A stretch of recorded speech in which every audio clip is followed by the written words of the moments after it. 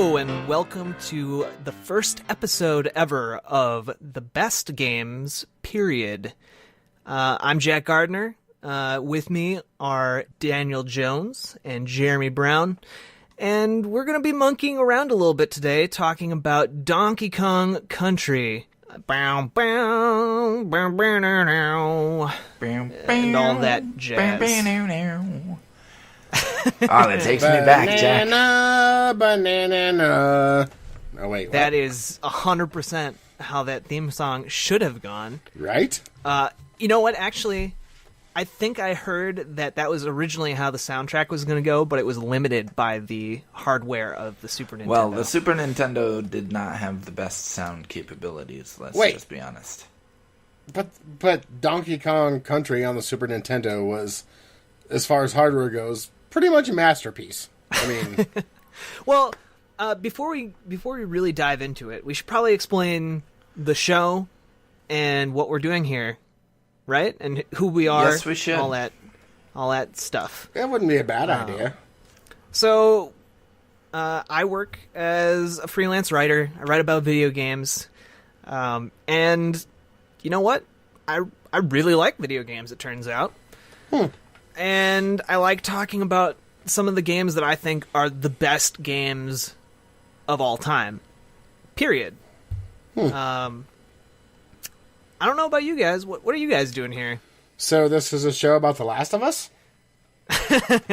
Maybe eventually. So I work in a kitchen. I cook food for people, but I love video games also. I'm actually really good at cooking food for people, but that's not the point. And yes, I'm very excited to start this show with you guys. And whether I've played the games or not, I'm happy to be involved in the conversation. Period. Period. The conversation period, as in both a measure of time and period, as in emphasizing Yes, the point. because there's a period Correct. of time in which we are talking Oh, and conversing. I get it now. I get I it know. now. I know. It's You're clever. thinking. You're a thinker, Daniel. So I am. I'm also somebody that writes about games. I wouldn't call myself a freelance writer, but I do enjoy writing about them, and I to make a living, I do security and facility management for a bank. Which So you're the guy who's going to stop us from robbing a bank. I'm the guy who's going to tell the police or help after. us, Jack. Okay. And we're kind of getting together with the idea of just saying, hey, is this game that everyone knows and loves, is it really one of the best games of all time? Like, what do we think? And maybe kind of going in depth into why these games have kind of withstood the test of time or really made a mark in the gaming industry. I mean, any game we talk about is going to be a game that's clearly something to discuss. I mean, we're not going to be talking about games that nobody's ever heard of for the most Samurai part. Warriors -3X. Yeah. And I think we'd be remiss if we did not mention we are the same people from the Jacked Up Indian Mojo Show. That is right. We did run a podcast for 3 years. A Longer very than that? long A time. long time. We had almost 200 episodes on the Jacked Up Indian Mojo Show. And several fans that have asked about this newest podcast, so, we welcome them with open arms. Exactly. And so we're back, but we're kind of retooling and refocusing our old podcast, which kind of rambled around a lot, to just kind of focus on a game. Yeah. A single game. I think there's enough podcasts out there if you want to hear people talking about the latest news and the latest topics in video games. We enjoy doing that, and we might talk about things briefly on this show, but for the most part, this show's going to just be about one game per episode that we're going to focus on. There's some variables in that. We might compare one game to its sequel, or we might compare another game to a competitor. But for the most part, in like a versus episode. yeah, we might do versus episodes. But for the most part, we're going to focus on one game per episode and just talk in depth about that game. So, as much as I'd like to say that Daniel is wrong in the way he thinks about the movie Jurassic World, this isn't going to be probably the spot we'll really get into it. Maybe we will. I don't know. We're all excited about this reboot, though. I mean, right? I mean, we've talked about it a lot over the last year. We're pretty focused. I mean, people seem to think that we have just drifted away and don't want a podcast, but that's not the case. We've really tried to put our minds, hearts, and souls into it and try to get into a place where we really want to be when we all want to do it at the same time. So this is where we are. Yep. And we're really excited, and we hope you are too. So without further ado, why don't we start talking about Donkey Kong Country? Please. Yeah. I'm curious to know where you guys, what kind of experience you guys have with Donkey Kong Country. Because we haven't really talked, for some behind the scenes here, we haven't really talked about our individual opinions or histories with Donkey Kong Country. So yeah, why don't we give our histories and opinions on Donkey Kong Country and just go around the table and do that. So, Jeremy, go ahead. Really?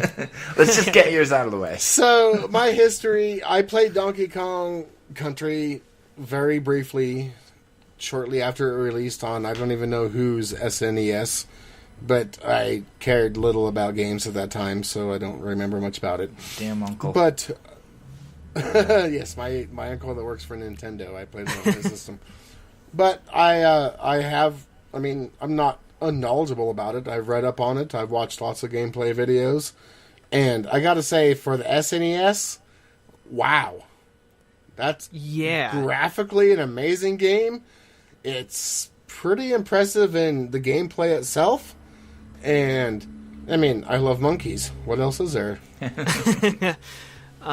Yeah, that's right. Your screen name is Mojo Monkey 12, so monkey is even in the name. Fits. Yeah. I mean, this was a 16-bit game that came out, and it had better graphics than most Turbo Graphics or 32-bit systems at that time. I mean, sure, it came out late in the SNES era, but wow. I mean, it's impressive. Yeah. And we'll probably get into that in a little bit. And I have played other Donkey Kong games. I just haven't played this one. Okay. So you're familiar. Yeah.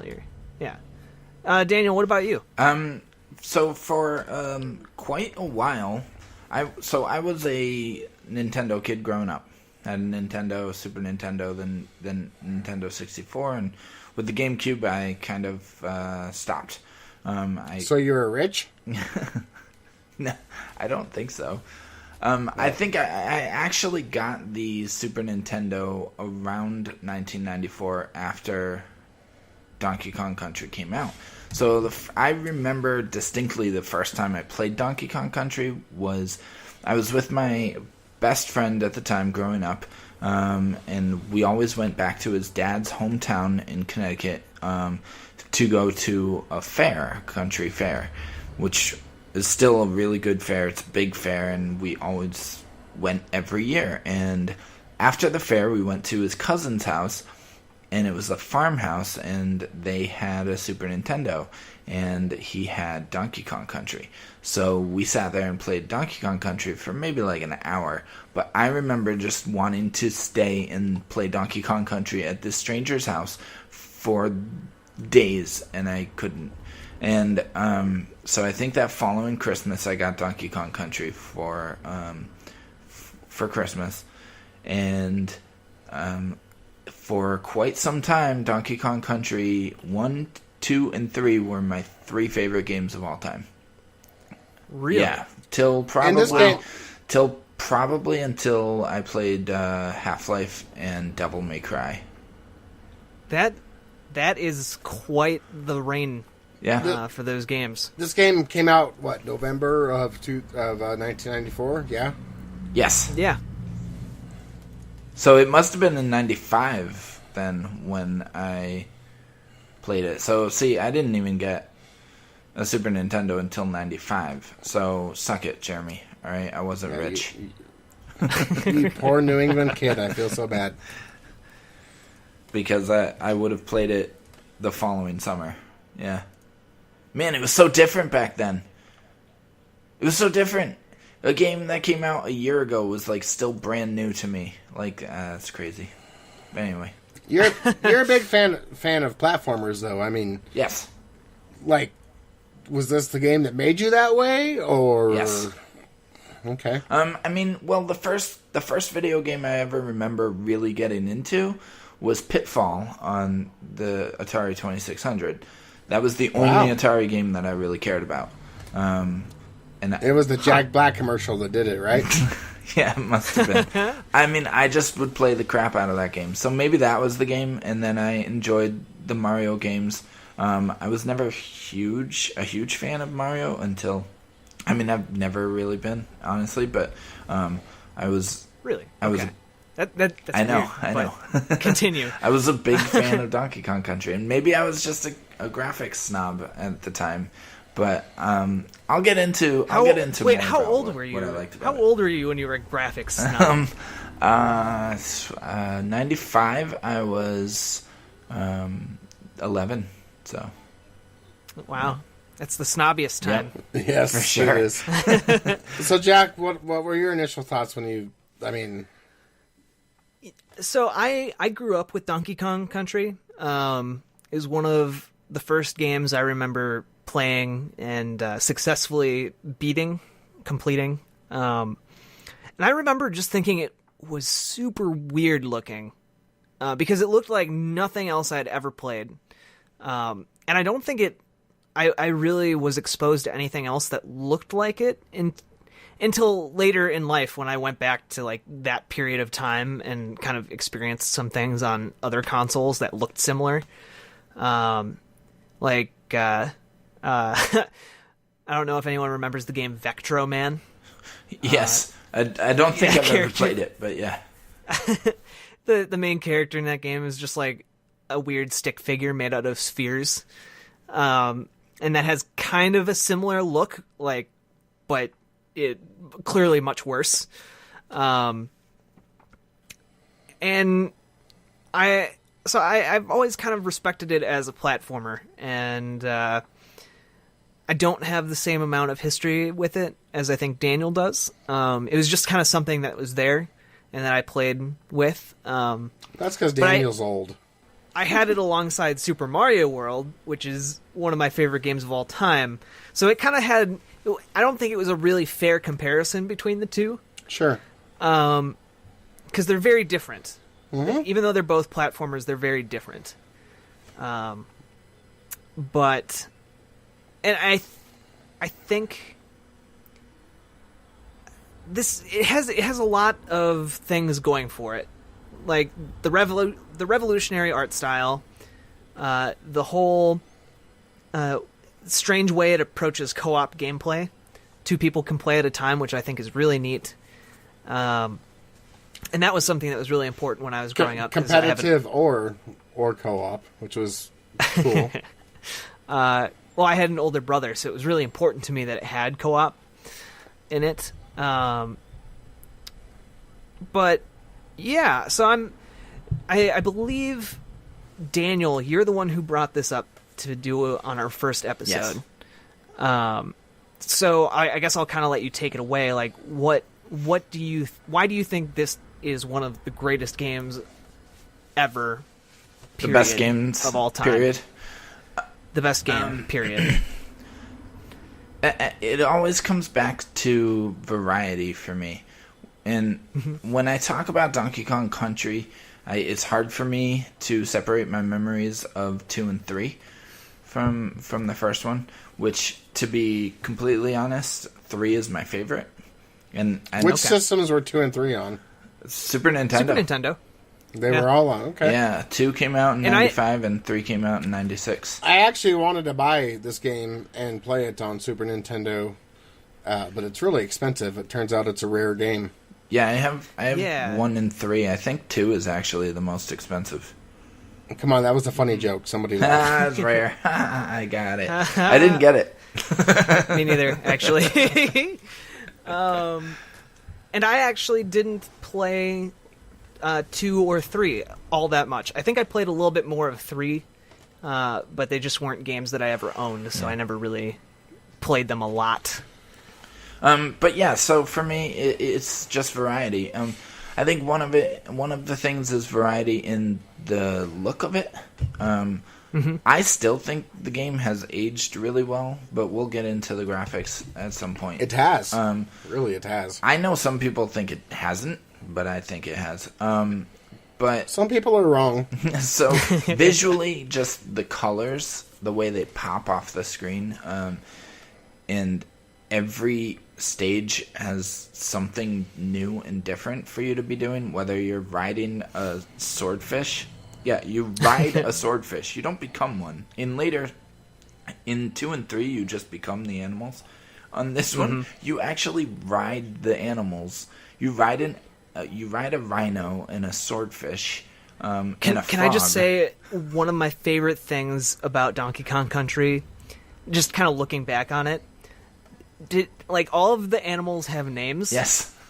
And my favorite one is Rambi the Rhino. Rambi the Rhino. That's so adorable. Such an adorable name. So I think it was just the variety.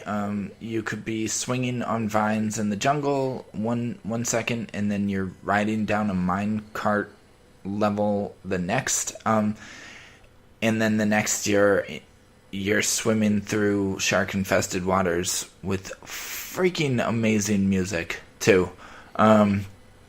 And every level just gave you something different to be doing. And I think what was awesome about them was also that, I mean, these were the first games where I really got the bug to, collect everything. Donkey Kong Country 3 is probably one of the few games that I've done every single thing. I can count on, one hand how many games that was. But I collected every single possible thing you could collect in that game. And wow. That was back when games had so much of that going on. Tons. I had the guide, and that thing was my Bible. I memorized some of the names of the enemies. I would just sit in my room and just read the enemy descriptions. They would have a paragraph about every stupid enemy in that game. It was awesome. That's all you did as a child? That's not all I did.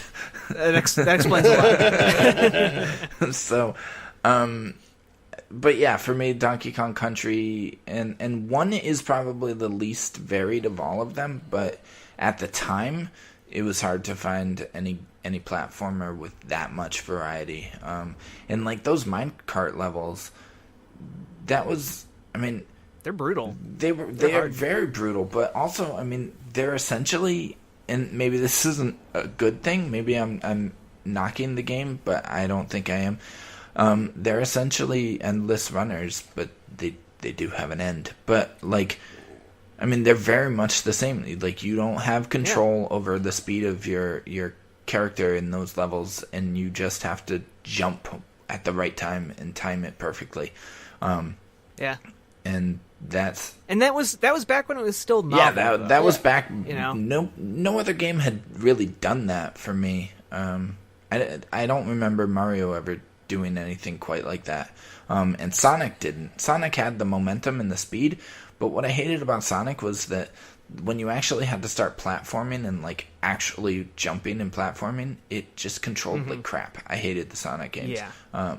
But Donkey Kong Country had that right balance between Mario's expert platforming and Sonic's attitude. So what I read about the difficulty of Donkey Kong Country is that initially Rare actually had it much more difficult than it was, and Nintendo asked them to tone it down a bit. And that minecart level is classic. You still see that in Mario Kart. I mean, every iteration of it has some sort of minecart level. I mean, it's amazing. It really is. And, Miyamoto had very little say in Donkey Kong Country, other than a few of the actions of Donkey Kong himself. Yeah, I think he added a slap slapping motion That's to what, Donkey that's Kong. what I read. I mean, Yeah. but for the most part, he stayed out of it. Yeah, it's a pretty classic game. I wish I would have played it back in the day. And if we're gonna start bringing up kind of the game's history and like how it got made, Well, should we not? I think we Yeah, should. definitely. I think it's really interesting. But Donkey Kong Country originally started out as a boxing game. Yeah. That's crazy. That's crazy weird. But Nintendo came over to kind of see what was going on at Rare at the time and saw this boxing demo and the technology and what they were able to pull off, and decided to give Rare a chance to develop one of their characters into a fully fledged game. They bought 49% of the company, and they became a second-party developer. Yep. Which, for Nintendo at the time, was pretty, let's just say it, rare. Yeah, and the other interesting part is they threw a ton of money at Rare in order to develop this game, and it was more money than Rare had ever seen, ever. Yeah. I think Tim Stamper was in charge at the time. There were two brothers, Tim and Chris, I want to say. Yep. Yeah, and they bought workstations in order to process these graphics. They bought computers that cost like £80,000. Yeah, which is a lot of in money, British money. I'm sure. Because Rare is actually based in the UK. And apparently these machines ran so hot that the office was frequently in 100-degree conditions. So everyone was just sweating all the time. Which, you know what? Probably adds to the tropical atmosphere of the game. Yeah. It was like a tropical freeze. Oh, wait. I bet they were wishing for a tropical freeze. There were 12 people that worked on this game over a period of... there were 20 people, but 12 people at any given time that worked on this game over a period of 18 months. Mm-hmm. Can you imagine a AAA game releasing today that had that few people working on it? Well, and another, interesting thing about the backstory is that this is one of the best-selling games on the Super Nintendo. It's second best. And one of the best-selling cartridge-based games of all time. Yeah. And I think if what I read is correct, it's actually the best-selling Nintendo game of all time if you discount bundles, games bundled with systems. Sure. And it sold 9 million copies, and it was one of the biggest things of all time. But in today's climate, selling 9 million copies, not that big of a deal. Yeah. It's good, but you might not even break even with a AAA title. In today's climate, you have 600 people working on a game. Exactly. I think what attributed to it selling so well was probably that it did kind of come at a time when people wanted that next step in graphics. And you could see on PC, stuff like Doom had come out. Stuff like Quake was already in development in '94. Dark Forces, Duke Nukem, stuff like that was coming out on PC. Ultima Online. This stuff looked really good on PC, and nothing on consoles was really there yet. And we were waiting for the Saturn to come out and waiting for the PlayStation to come out. And Nintendo stepped in with Donkey Kong Country, and people were like, well, alright, that's what I've been waiting for. And they already had this huge install base on the Super Nintendo, and so people just got it. And people just I'm not sure the PlayStation is a fair comparison, but the Genesis certainly is. It blows Sonic out of the water. I agree. Well, no, I just mean at the time people were waiting for PlayStation. They were waiting for something graphically impressive. I think that is a fair comparison because at the time they were developing originally. Donkey Kong Country was being developed for the N64, but because Rare at the time made kind of a breakthrough in graphics technology, and they were able to shrink the memory requirements for these 3D models.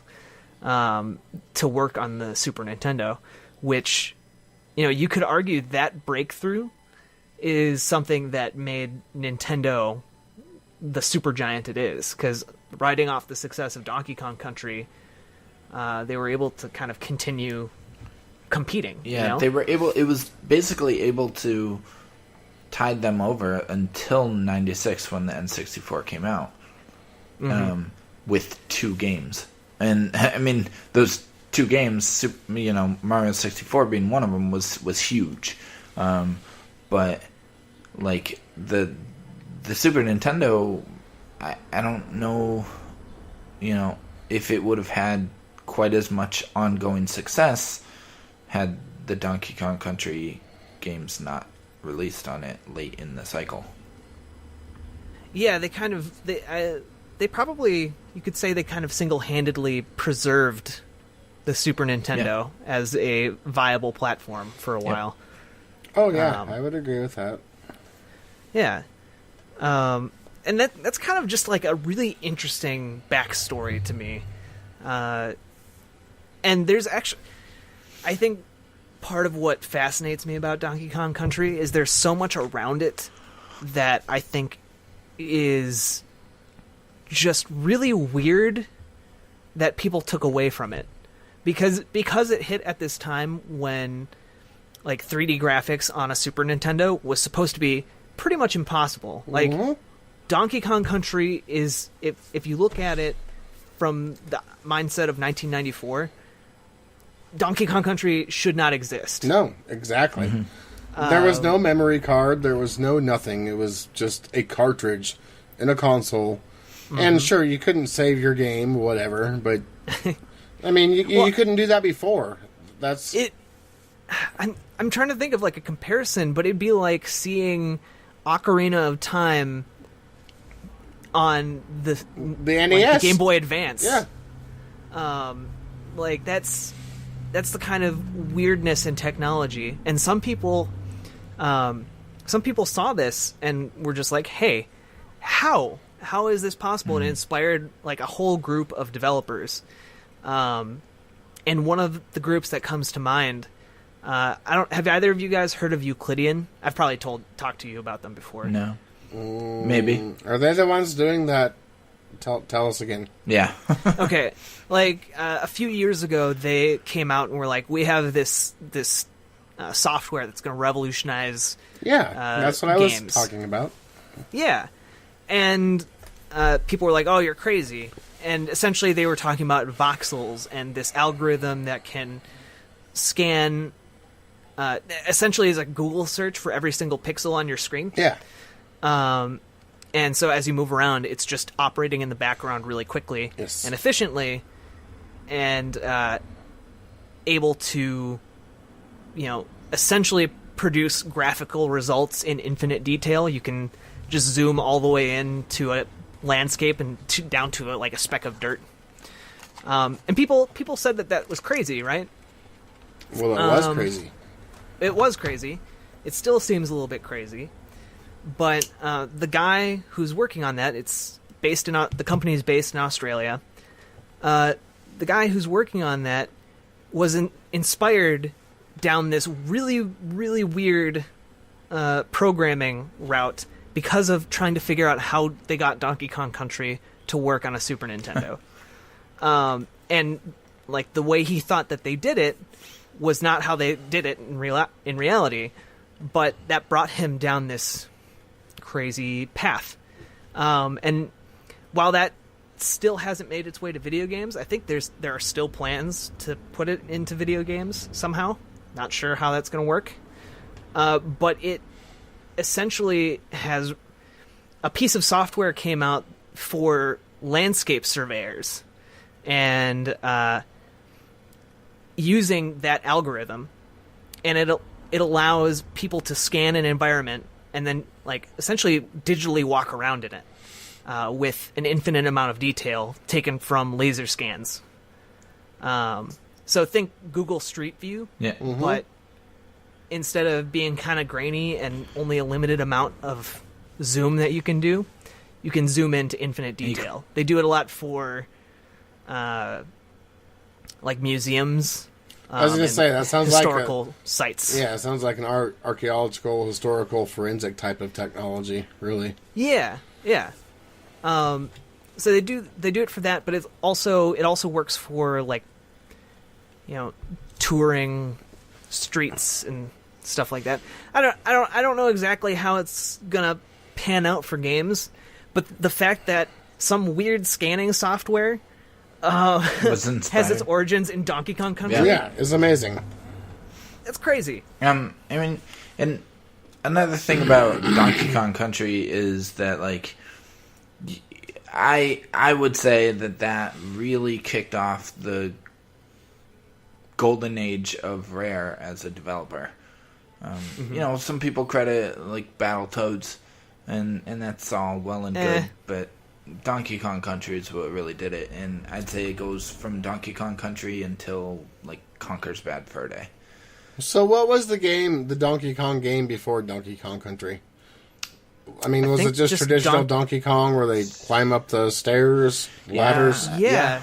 I think so. That and Donkey Kong Jr. Yeah, Donkey Kong exactly. Jr. Yeah. So this game introduced Diddy Kong, Cranky Kong, Candy Kong. Yes, and that's the other thing. Thank you, the Jeremy. dude that flies the airplane or the barrels. Funky Kong. Yep. Thank you. Yeah. Cranky Kong. Revolutionary, really.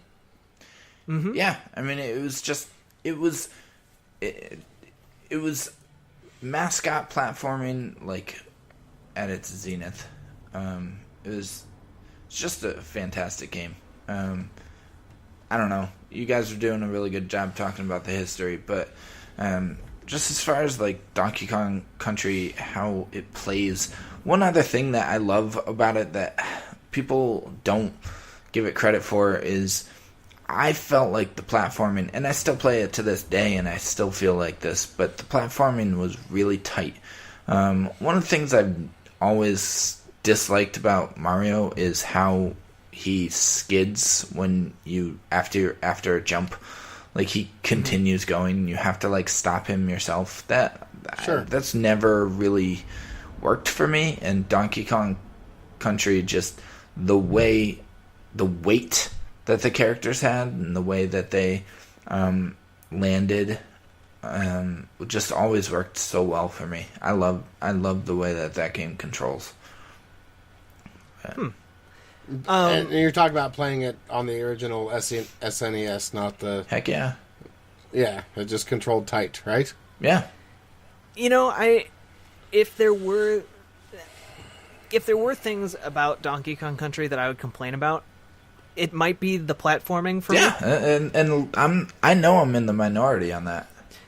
Well, I hear what you're saying about the controls being really tight, and I actually agree with you on that.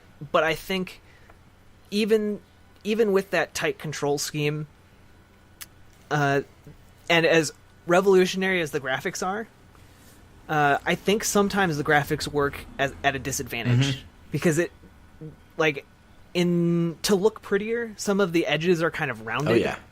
So you can't really tell if you're going to make the jump or not. Yep. If it's a little bit short. And sometimes some of the enemies, because they have these nice fluid movements, sometimes it's the hitbox is actually smaller than what it looks like. It also, should be. sometimes it's too big. Yeah, that's true. Yeah, and watching some of the gameplay videos, I would agree with that, not having actually played it myself. Sometimes I was like, what? How is that even possible? Yeah, and that's one of the things. Like, when you're jumping on a tree, I think it's just a visual language that I learned really quickly. That when you're jumping on a tree, you want to catch, like, the edge. But, like, Mario everything's pretty much, like, right angled, so you know where the edge is, where you're gonna fall off, and where you're not. Yeah. Right. Well, and when you're a kid, I think it's easier to pick up on that language, especially if you were a kid playing it at the time. Mm-hmm. Because in quasi-preparation for this episode, I had my nephews come over and play Donkey Kong Country. Nice. And they didn't get it. They can get through levels in Super Mario World and Super Mario Brothers 3, but they had the toughest time with Donkey Kong Country. They didn't even finish the first world or the first level, and they found dealing with enemies very difficult. So I don't know if that's a reflection on the game or more a reflection of where kids are at these days in terms of relating to older platformers. I'm not sure it's either. No? No. What do you think? I think that, we discussed how Nintendo asked Rare to tone the difficulty down a bit. I mean, it was the first real 3D platformer ever, right? Well, it wasn't 3D. Well, it's not a 3D platformer. But I don't mean like 3D as in 3D open world, like 3D world. Oh, okay. Like 3D graphics. Visuals. Yes. Yeah. And, it's clearly difficult. I mean, Donkey Kong Country 2 was difficult. Mm-hmm. Even I know that because I played it. That's the hardest of the three, for sure. The 4? 2 is the hardest of the three. Wait, what? He said 2 is the hardest for sure. No, I'm confused now. Anyway. So... I'm going to leave that in. Yeah. Like, it's not... It looks like a kid's... It's kind of like Zelda. It looks like a kid's game, but it's not really meant for little kids to play. How old are your nephews, Jack? 7 and 4. Yeah, I mean, that's a difficult Almost game. 5. Difficult game for that age, right? Yeah. So, I don't know. I just don't think that's... maybe it's too... They need to be a little bit older to appreciate it, do you think? Yeah, maybe. Like, maybe you should have them play Ninja Turtles or something. They love Ninja Turtles. I know, right? Oh my goodness! Not to derail this into a conversation about Turtles in Time, but they love that game so much. It's kind of ridiculous, but I think that it is a really good platformer. Although I will also say that I think its water worlds are some of the worst. Oh, man, you're so wrong. But you get to ride the swordfish.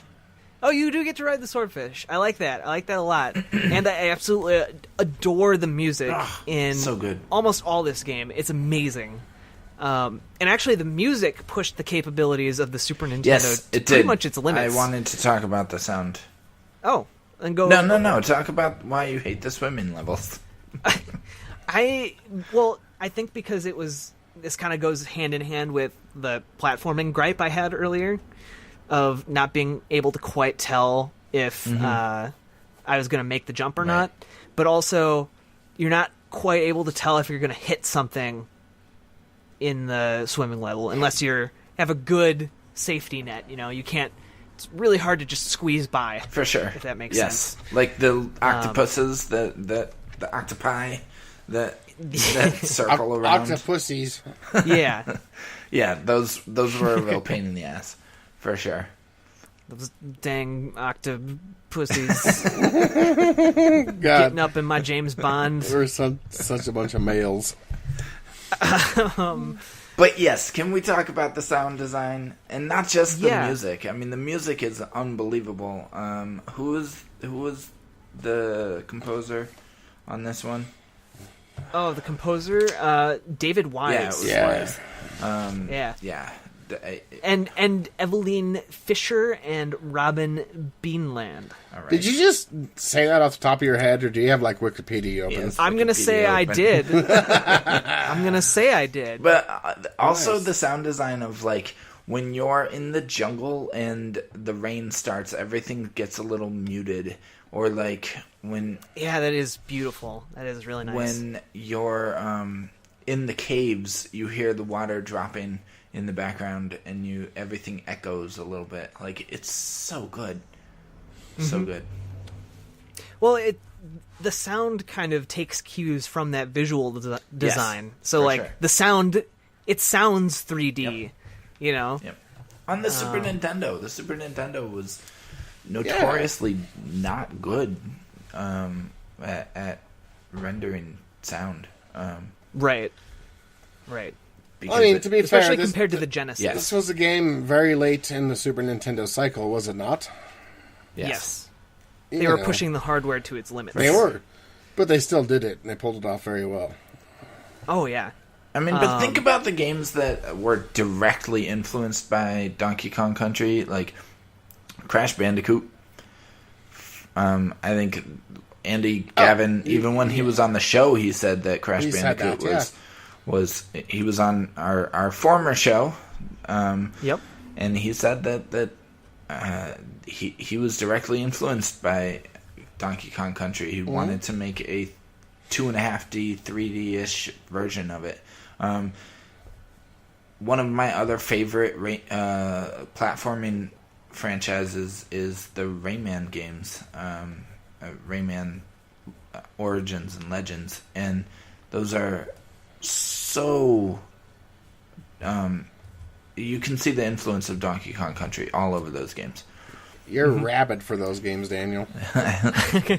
Oh, you're so funny. That's what I'm here for. There's no other reason. Comic relief. So, I don't know. Yeah, it's great.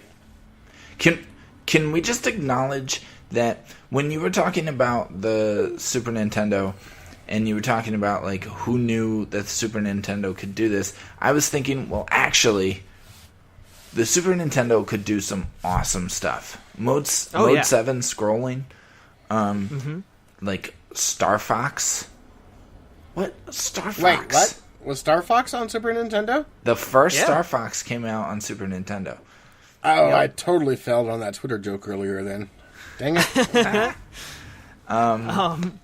Doom. Doom was on the Super Nintendo. Did you know that they ported Doom to Super Nintendo? I do now. Yeah, exactly. I do now.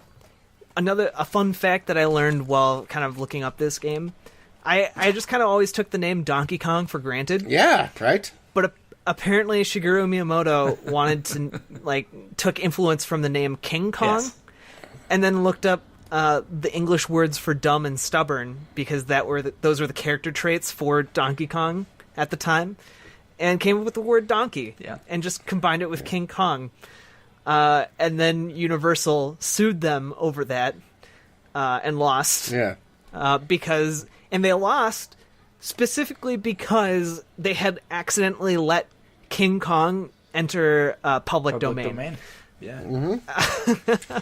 It's also kind of funny that, they originally were going to name Diddy Kong Dinky Kong, but legal told them don't do that.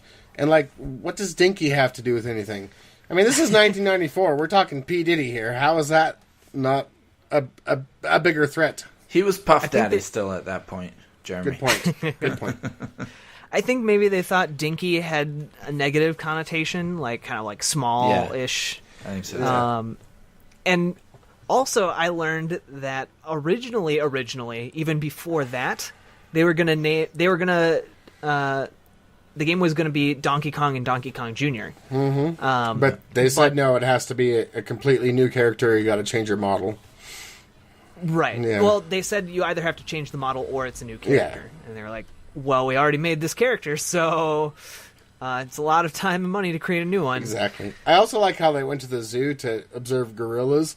They're like, we're going to try to, make the movements look like that.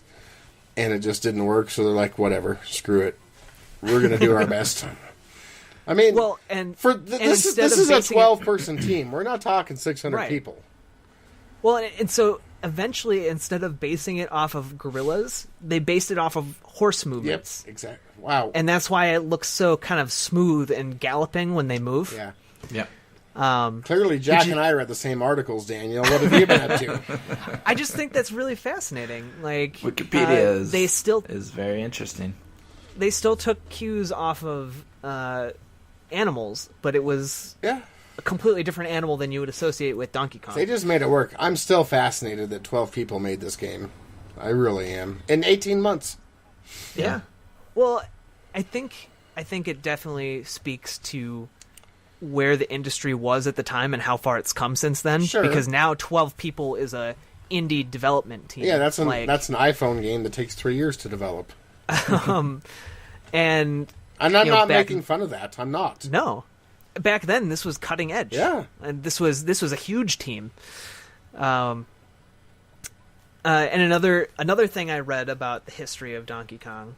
There are a lot of weird things about this game. There are. Apparently, Nintendo wanted Miyamoto, after the huge success of Donkey Kong, wanted him to make a game with similar graphical style. And he said, screw that, and made Yoshi's Island instead. Yeah.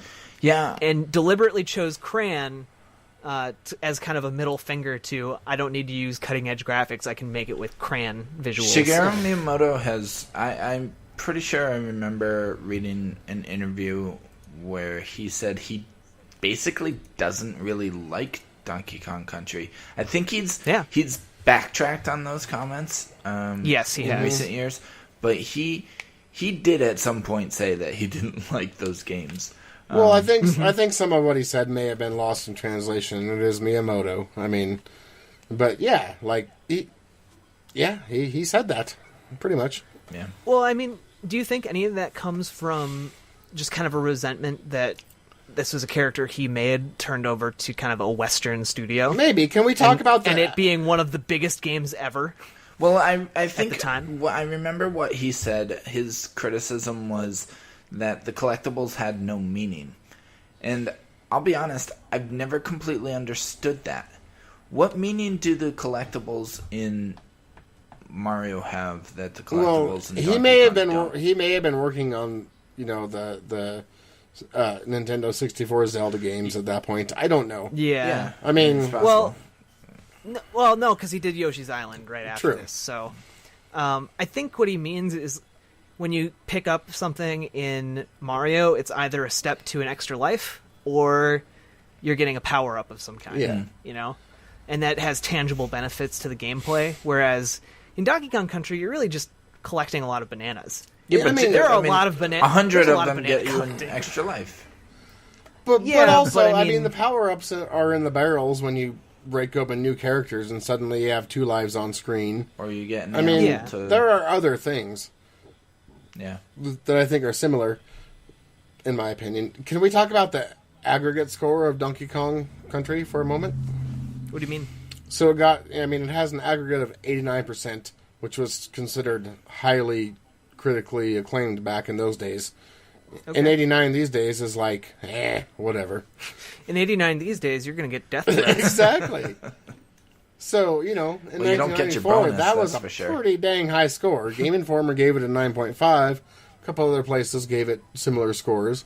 And it got a lot of 8.5s and whatnot, so therefore is the aggregate. That's pretty good for a Super Nintendo game. Yeah. Yeah, it is.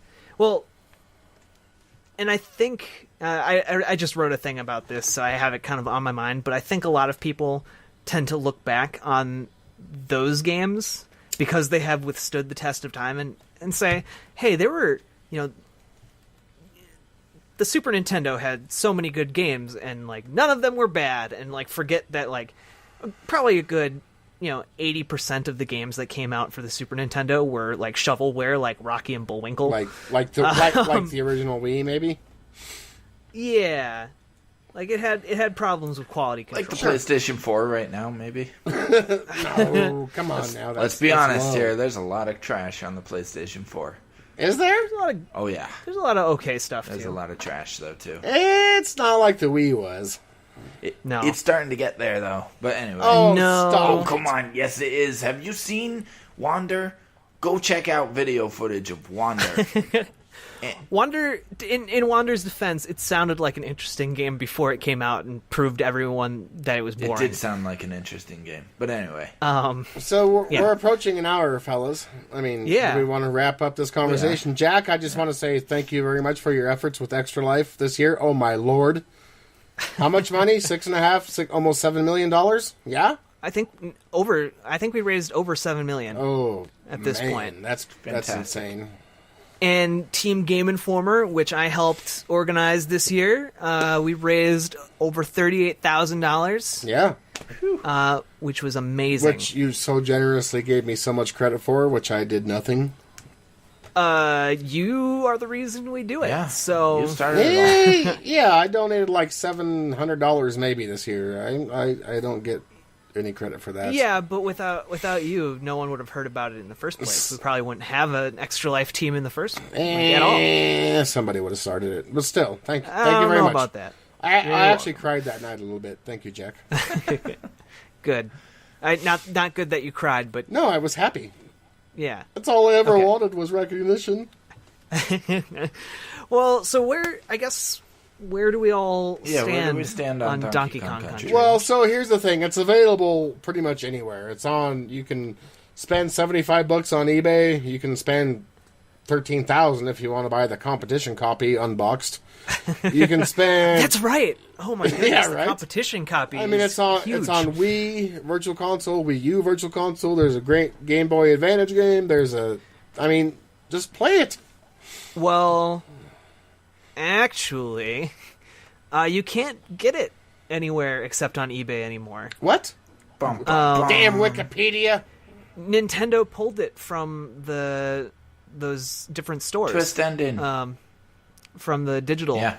They pulled the digital versions of the game because it speculated that it referenced too many Rare properties that they don't own anymore because they sold Rare to Microsoft. Gotcha. Um, Well, I mean, so you can actually only play it now on Super Nintendo if you buy a copy on eBay, That's why the price or went if up you so download much. a ROM. okay. And that's what I've done. I own it. I own it for the Super Nintendo. I'm so excited. But I've been playing it a lot this week, and I enjoy it so much. I love it. I think it's Yeah. a great looking platformer. I think I would enjoy it if I actually had a controller in my hands and played it. Well, you come to Connecticut, and you can play it, Jeremy. Oh, I guess we should point out that none of us live in the same state. Yes. No. We're recording in 3 separate time zones. So 406 represent. That's Montana for those of you that don't know. Like the whole state. 860. There's cities that have like 17 zip codes, and we have one for the entire state. That's impressive. I know, right? Yeah. So yeah, where are we on this, Daniel? Maybe you can take it off. Well, I take it all off. mean, off. I will take it all Take off. it off like Kesha. I will just end up wearing just a red tie. Oh, speaking of the red tie, another thing I found out was that red tie that has kind of become iconic Oh, yeah. was specifically Rare's contribution to the Yeah, character. because he didn't have that. No? Because Nintendo designed the general look of Donkey Kong, and then they gave him a little bit of flair. Also, they made Donkey Kong a good guy. Yeah, that is weird. That Like, is, it yes, weird. good point. Very good point. Considering he had just been throwing barrels Yes, for the... he was the bad guy, and Mario was the good guy, and Donkey Kong was bad, and they said, no, you know what, we're going to make him a good guy. And it worked. And I remember how weird it was for me as a kid. Like, I had never played the original Donkey Kong until after Donkey Kong Country. And so going back and playing it and being like, well, why is Donkey Kong a bad guy? He's good. Do you suppose that there's like some sort of hidden backstory here where this is all the Donkey Kong games where he's a good guy are just prequels to where he becomes a bad guy, and like, I don't know, Mario and Peach went on an expedition a la King Kong. one. Well, what is Nintendo's thing with royalty, though? I mean, that's kind of weird, right? Like, all the bosses are kings, and you always try to save the princesses. Well, it's easy to make, jokey names like King K. Rool. King K. Rool and Bowser. King Cruel. King Cruel. Get it? It's so subtle. I watched a 8.5 minute speed playthrough of Donkey Kong Country, by the Holy way. cow. Wow. Wow. That was impressive. We're kind of running up against time here. Yep. Yeah. So We're at the we'll hour try to mark. make it So, quick. I But love we the also- game. So what did you guys think of it? Sorry. All right, go ahead. Wait. Real quick. There's also a 3D animated children's show that they made for Donkey Kong Country that came out in the 90s and aired almost entirely in Canada. And I remember watching that as a kid because I grew up in Minnesota, and Minnesota's really close to Canada, so we get a lot of Canadian things here. And I remember seeing that in video rental stores when those were still a thing. And, of course, I love Donkey Kong Country, so I watched a good portion of that show as a child. So you have the... It was weird. It was super weird. You have the Red Green Show Steelbook edition then? No, but... But you know what I'm talking about, right? Yeah. All right, sorry. That's some good stuff. Honestly, it's not bad. Yeah, obviously I've made it clear that I love Donkey Kong Country. If you've never played the games and you want to, maybe you enjoyed Banjo-Kazooie,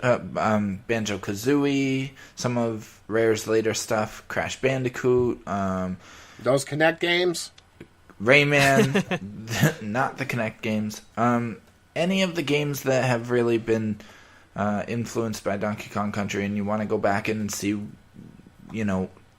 those ties for yourself, I say it's worth trying to find a copy on eBay or something. I'm pretty sure that the first DKC is going for like 25 to 30 now.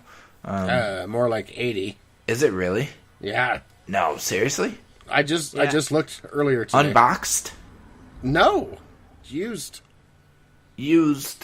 And that speaks to Jack's point where they... Wait, used in the box or without the box? Just a cartridge. Oh my god. Without the box. Wow. Yeah. Okay. Alright, so never mind. But it's still worth it. Donkey Kong Country 2 is a great game, though. Still. Just saying. And 3 is the best, actually, but nobody... But how is... I'm not confused. I'm confused. How is 2 and 3... how is 2 on the Wii U, or the Wii, but Donkey Kong Country 1, 2, and 3 were on the SNES? What? What? What? Isn't that what Daniel said earlier? No, they pulled all of the digital versions off of their stores. Oh, I'm thinking of Donkey Kong Country Returns. Yeah, you're thinking of Returns. Okay. Those are made by Retro. Yeah, if you like those games Still a too. good game. I don't... Yeah, I was gonna ask you what you think of Donkey Kong Country Returns. Yeah? Yeah. I liked it. What? It doesn't... They don't have the same character, and I don't like the... I feel like the platforming in those games can be very, very clunky at times. Do you suppose that's because of the controller Yeah, I was gonna say, using? Yeah, we're maybe. using a Wii U controller Probably. there. Yeah, it was probably that I just hated the Wii controller. Yeah. I still hate the Wii controller. Yeah. So, I mean, All I'd right. love to play Tropical Freeze if I ever get a Wii U. I'll definitely try it. But I mean, if you're a fan of monkeys, like I am, you should play the game. So, do you guys recommend it? Where are you at with this game, Jeremy? Well, first there should be some sort of giraffe platformer, but I totally want to actually play the game proper, and I want to do it old school. So someday I am going to buy a cartridge and play it on the SNES, which I currently... Do you have a Super Nintendo? I have one coming. Okay. Oh, nice. I was hoping it would be here by the time we did this show, but I couldn't afford that to end the game, so... Right. I'll send you the game in the mail so you can play it. Yeah, I mean, I'll send it back, Yeah. maybe. Or I might sell it on eBay, I'm not sure. But yeah, I mean, I kind of figured if we're going to be serious about this show, I did buy a SNES and an N64, so... Yeah. All right. Oh, awesome. So. If you can finally play through the Zelda games that your uncle stole from you. That was on original Nintendo, Jack, and now I'm crying. Thank you very little. Oh, sorry. No. Well, you can play A Link to the Past. Yeah, no, I'm excited about the whole concept of retro gaming, frankly. Yeah. And this show isn't always going to be retro. I mean, next week we're talking about what? Well, next week we're talking about Dark Souls. Yeah. But wait, hold on. Jack, what are your thoughts on Donkey Kong Country? I think the game is fascinating. I think as a piece of gaming history, I think anyone who wants to say that they understand a lot about video games should definitely play Donkey Kong Country and expose themselves to that game and kind of understand where it came from and its history. I don't I don't know if I'd recommend like spending $80 No. to go check it out. You know, I could recommend maybe like if they put it back online on stores for like a $15 purchase Sure. or something. But you know, it's really hard to come by now unless you're going to pirate it. And I don't know if we're going to condone pirating. You can do it. But... I will never condone pirating. If you guys want to, go for it. I don't know. To be honest, for a game like this, who's getting the profits anymore but collectors? So I'm totally okay with. Well, no, if you want to emulate a game that's this old, go for it. I'm just saying, Daniel. Once you send me that game, I'm totally selling it to somebody else. So I'm not condemning stealing. I'm just not condoning pirating. But I think it's important to video game history at large, and I think it does a lot of things really well. I don't think it's one of the best platformers of all time. I think it's a really solid and a really good platformer that's really beautiful, both visually and audibly. Best platformer on the SNES? No. No? No. Okay. We can agree to disagree that you're wrong, Jack. Yeah. It's okay. Yep. Yeah. Yep. I mean, for my money, and we'll probably talk about it later on the show, I'd say probably Super Mario World is the best platformer on the Super Nintendo. Maybe we'll have to do a versus episode at some point. And I think a good case could be made for Super Mario World 2, aka Yoshi's Island, being a better platformer. Close, but okay. Yeah. Okay. Yeah. Well, I mean, all right. I love So ending the next show on an week- argument. So next week we will be talking about Dark Souls. Right. Which I'm super excited about because now I'm Wait, what game is that? I haven't even heard of it. I'm knee deep in Bloodborne spiritual successor. Well, that's not Dark Souls, so Oh, I mean, don't worry, I know. Come at me, bro. I've been watching a lot of Let's Plays of Dark Souls, and I have a copy, so I will play some before our next show. So yeah, that was episode 1. Wow, that was fun. I know. Thank you. I missed you guys so much. I missed you too, Jeremy. We both missed you. So with Happy Thanksgiving. Happy Thanksgiving to everybody out there. Yes, for sure. By the time you hear this, it'll probably be after Thanksgiving. But if you went out on Black Friday, hopefully you got some good deals and didn't get trampled. And I don't know why you would do that because you're crazy. You can just stay click, inside. click on the internet and you get the same thing. Yeah, exactly. But anyways, it's not 1994. So with Jeremy Brown and Jack Gardner, I'm Daniel Jones. Thanks for listening to episode 1 of the best games, period. If you like the show, let us know and share with your friends. We're planning on having a Facebook page, and we're going to start a new Twitter account for the show. So next week we'll hopefully have those ready, and we'll let you know what they are. You'll be able to listen to the show on SoundCloud and soon iTunes, and hopefully as well we're planning on putting every episode up on video on YouTube. So this episode will feature gameplay of Donkey Kong Country with the show in the background. So let us know if you enjoy it. Tell us on Twitter. I'm IndyJones84 on Twitter. Jeremy's MojoMonkey12. And Jack is Riverboat Jack on Twitter. Yep.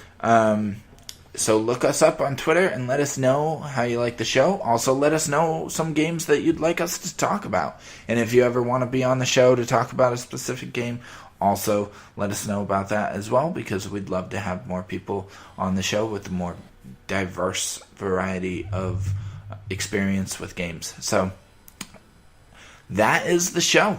I don't know how are we going to close these out. Yeah, I think you just did it. Okay. Yeah, that's pretty good to me. Thanks for listening, folks. Thanks for listening.